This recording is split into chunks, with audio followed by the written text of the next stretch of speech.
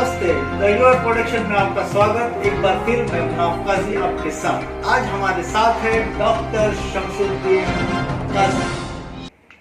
आज की बहस जो है डॉक्टर साहब, आपके और हमारे बीच में सिर्फ कोरोना पे है। हम कोरोना पे आपसे कुछ सवाल पूछेंगे और आप इन जनता और दर्शकों को आपको बताना है कि कोरोना क्या है और कहाँ से आया है और इसका इलाज क्या है।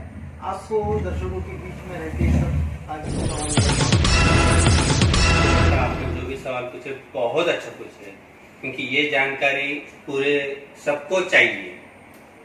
मेन कोरोना एक चाइनीज से आया है, ओके, चाइना से।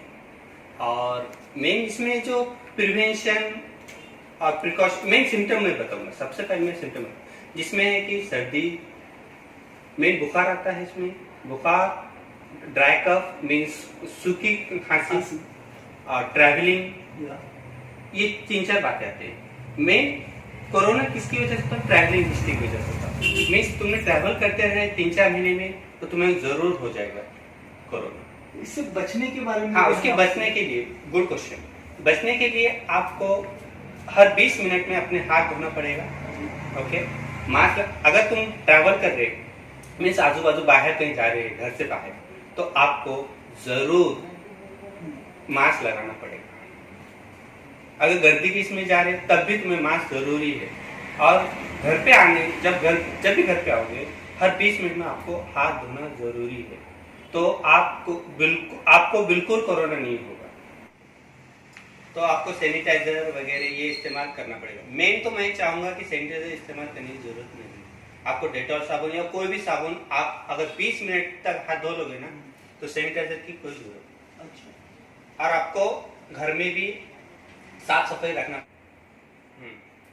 तो मैं यही चाहता हूँ कि साबुन वगैरह से आप हाथ धो लोगे तो सैनिटाइजर की कोई जरूरी नहीं है सैनिटाइजर आना। और दूसरी बात है कि आपको साफ सफाई करना पड़ेगा घर में या कहीं पे भी, जहाँ पे भी आप रहते हो, तो वहाँ की साफ सफाई करना बहुत जरूरी है आपके लिए।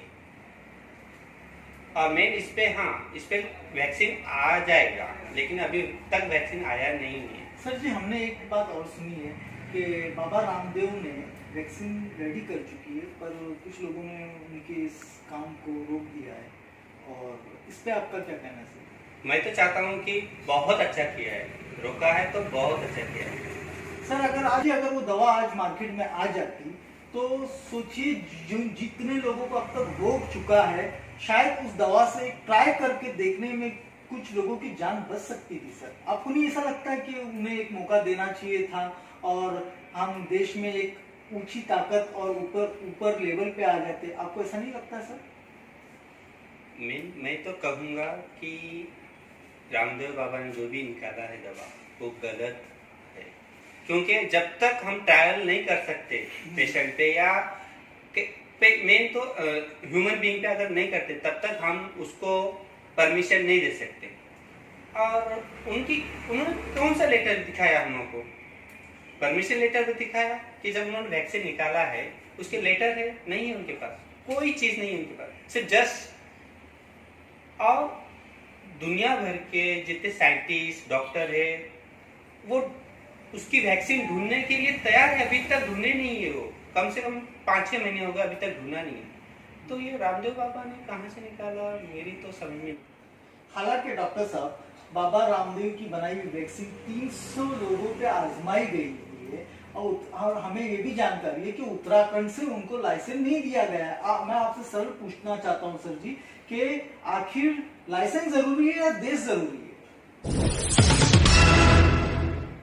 साइंस प्रूफ मांगती है जी, साइंस प्रूफ मांगती है और रामदेव बाबा के पास कोई प्रूफ ही नहीं है। सर, यहाँ प्रूफ की बात नहीं है, पहले हमको देश बचाना है सर। जो महामारी चल रही है, लोगों की जान से बड़ा है सर। आपका क्वेश्चन पूछना बहुत अच्छा है, लेकिन जानना चाहता हूँ सर, लोगों की जान जरूरी है, लाइसेंस जरूरी है? मेन तो लाइसेंस जरूरी है सर जी। कभी कभी कोई काम हमें सिस्टम से बाहर रह के करना पड़ता है सर जी। ये देश है, यहाँ पे और तो सारे काम होते हैं, वहाँ तो आपकी रोक टोक नहीं होती। एक्चुअली देखा जाए तो मुझे लग रहा है सर, यहाँ कहीं ना कहीं बड़ी पॉलिटिक्स हो रही है इस देश में।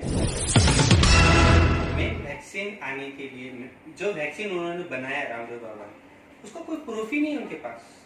मेन तो प्रूफ चाहिए। जब उन्होंने 300 लोगों पे ट्राई किया है तो क्या प्रूफ है? उन्होंने प्रूफ दिए? नहीं दिए। मेन ये बात है एक। और दूसरी बात है कि इन्होंने जो वैक्सीन बनाया है उसका भी प्रूफ नहीं है उनके पास कि क्या इस्तेमाल किया उन्होंने। और हमारी जो साइंस है, साइंटिस्ट है, डॉक्टर है, ये सब वैक्सीन ढूंढने में लगे। तो हमें हमारे लिए प्रूफ जरूरी है। मेन जो 300 लोगों पे उन्होंने ट्राई किया उसका प्रूफ नहीं है, जो उन्होंने वैक्सीन बनाया उसका भी प्रूफ नहीं है। तो हम जो वैक्सीन जो इंडिया में लाएंगे या पूरे वर्ल्ड में लेके आएंगे मार्केट में, तब उसको लाइसेंस तो जरूरी है। क्योंकि अगर उन्होंने बोलते हैं कि 300 लोगों पे ट्राई किया है, वही हमें तो प्रूफ नहीं है हमारे पास, हम वही अगर मार्केट में सारी दुनिया को दे देंगे तो नुकसान अगर कुछ हो गया।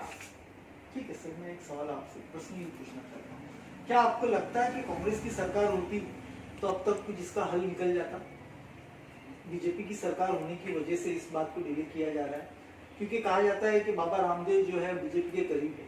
आपको इस बात से कोई पॉलिटिक्स लगती है? मे बी हो सकता, लेकिन ये पॉलिटिक्स और ये वैक्सीन इससे कोई तालमेल नहीं हुई। वैक्सीन अपनी जगह पे है और ये पॉलिटिक्स अपनी जगह पे है। आप समझ रहे हो मेरी बात? ठीक है सर, मैं समझ रहा हूँ।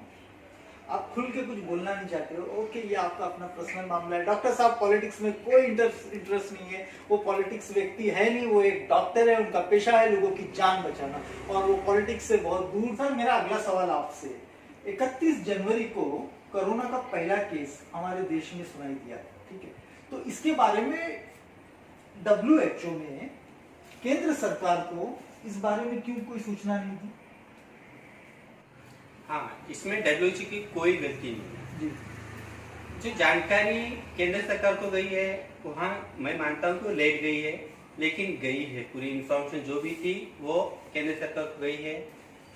और इतनी जल्दी इंफॉर्मेशन आता तो इतना सब कुछ नहीं होता सर, कुछ तो कहीं ना कहीं मिस्टेक हुई होगी। नहीं, मिस्टेक तो कहीं नहीं हुई, आप समझ रहे हो? मिस्टेक कहीं नहीं। जो केंद्र सरकार को जो इंफॉर्मेशन गई उसके हिसाब से वेंटिलेटर, आपको पता है, वेंटिलेटर, मास्क, PPE किट, ये सब बनाया गया है, तुरंत बनाया गया। आज की कंडीशन में एक भी ऐसी हॉस्पिटल नहीं है जहाँ पे वेंटिलेटर नहीं है, जहाँ पे मास्क नहीं है। A to Z अवेलेबल है। ठीक है सर, जब पहला केस यहाँ पे इंडिया में सुनाई दिया था, आपको नहीं लगता सर कि हमें उसी दिन से हिंदुस्तान को जागरूक होना चाहिए था? उसके लिए हमें कुछ डिस्कस हाँ, केंद्र सरकार ने तो पूरी जानकारी ली है। वो तो जब से कोरोना का पता चला कि एक पेशेंट हुआ है, तब से उन्होंने प्रिवेंशन करना जारी किया है। तो फिर इतने केसेस कैसे सर? हाँ, अब इतने केसेस क्योंकि जब कोई ट्रैवलिंग, मैंने तो आपको मेन इस पे जानकारी केंद्र सरकार ने सबको दिया है। और इसका जो मेन सिम्टम है ट्रैवलिंग का है। जब एक पेशेंट 31 जनवरी को पेशेंट मिला है हमको, तो ट्रैवलिंग होने की वजह से ये पेशेंट इतना तो सर आप ये बताना चाह रहे हैं, मैं आपसे एक सवाल और पूछता हूँ इसी के माध्यम से, कि ये जो लॉकडाउन लगा रहे हैं और लगा है, तो आपको क्या लगता है ये लॉकडाउन पहले लगाना चाहिए था या बाद में लगाना चाहिए था? किस तरीके से होना चाहिए था lockdown system? According to WHO ये लॉकडाउन जो है सिस्टम एकदम करेक्ट है। जो भी सिस्टम है, फर्स्ट लॉकडाउन, अभी 5th लॉकडाउन चालू है, first lockdown, second lockdown, third lockdown, it's correct. हाँ, उसमें पेशेंट बड़े हैं, मैं मानता हूँ कि पेशेंट बड़े हैं, तो ये मेन ट्रैवलिंग हिस्ट्री है इसमें। लोग कमाने वाले, काम करने वाले, वो तो अप डाउन करेंगे ना सर, क्योंकि अगर वो अप डाउन नहीं करेंगे तो उनकी रोजी रोटी नहीं चलेगी सर। बिल्कुल सही। हाँ, तो अब एक बंदा 2 महीने 3 महीने अपने घरों में इस तरह नहीं रह सकता सर। कुछ ना कुछ तो हर कोई तो दौलतमंद पैसे वाला होता नहीं है सर, आप समझ रहे हो मेरी बात को? तो वो अपने घर से निकलेगा, उसकी व्यवस्था सरकार को करनी चाहिए थी। आपको नहीं लगता कि कहीं सरकार की भी कमजोरी है?